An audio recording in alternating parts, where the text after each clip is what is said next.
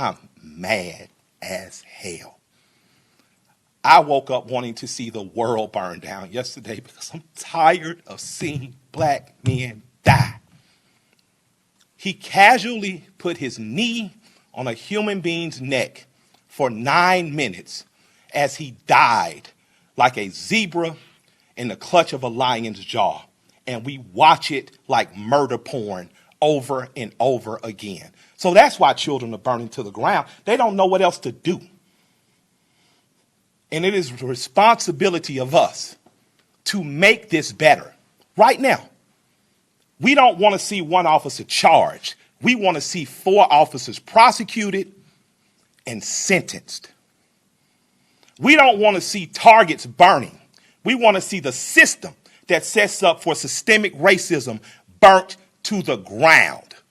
And as I sit here in Georgia, home of Stevens, Georgia, former vice president of the Confederacy, white man said that law, fundamental law, stated that whites were naturally the superior race, and the Confederacy was built on a cornerstone. It's called a cornerstone speech. Look it up. The cornerstone speech that blacks would always be subordinate. That officer believed that speech because he killed that man like an animal. In this city, officers have done horrendous things and they have been prosecuted. This city's cut different. In this city, you can find over 50 restaurants owned by black women. I didn't say minority, and I didn't say women of color. So after you burn down your own home, what do you have left but char and ash? CNN? Ted did a great thing. I love CNN. I love Cartoon Network. But I'd like to say to CNN right now, karma's a mother. Stop feeding fear and anger every day. Stop making people feel so fearful. Give them hope. I'm glad they only took down a sign and defaced a building and they're not killing human beings like that policeman did. I'm glad that they only destroyed some brick and mortar and they didn't rip a father from a son. They didn't rip a son from a mother like the policeman did. When a man yells for his mother in duress and pain and she's dead, he is essentially yelling, please, God, don't let it happen to me. And we watch that.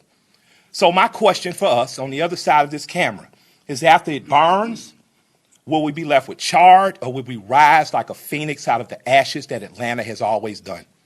Will we use this as a moment to say that we will not do what other cities have done and in fact we will get better than we've been? We got good enough to destroy cash bonds. You don't have to worry about going to jail for something petty. We got smart enough to decriminalize marijuana. How smart are we going to be in the next 15 or 20 years to keep us ahead of this curve? So that much like when South Africa suffered apartheid, you had Andy and other politicians that could make sure that Atlanta said, Coca-Cola, we love you, but if you don't pull out of South Africa, we're going to leave. We're not going to drink Coca-Cola anymore. Coca-Cola jumped on their side and apartheid ended. So we have an opportunity now. Because I'm mad, I don't have any good advice.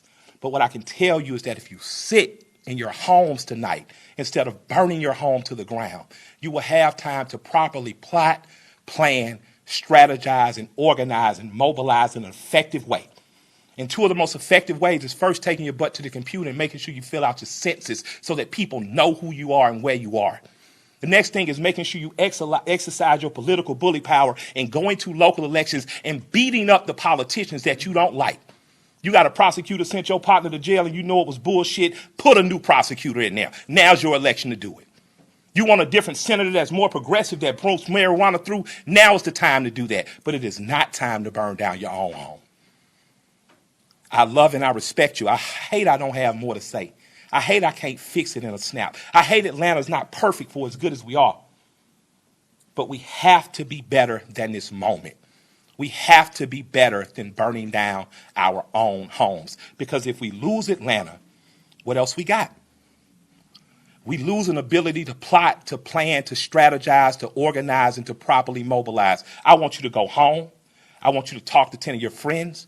I want you guys to come up with real solutions. I would like for the Atlanta City Police Department to bring back the Community Review Board, one that Alice Johnson was formerly under Chief Turner. We need a review board here because we need to get ahead of it before an officer does some stupid shit. We need to get ahead of it. That's my recommendation to my mayor and my chief. Let's get a review board. Let's get ahead of it, and let's give them power. We don't need an officer that makes a mistake once, twice, 3 times, and finally he kills a boy on national TV, and the next thing you know, the country is burning down. We don't need a dumbass president repeating what segregationists said. When you start looting, we start shooting.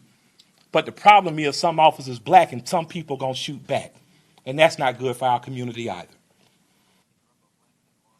If you want change in America, go and register to vote. Show up at the polls on June 9th. Do it in November. That is the change we need in this country. You are disgracing our city. You are disgracing the life of George Floyd and every other person who has been killed in this country. We are better than this. We're better than this as a city. We are better than this as a country.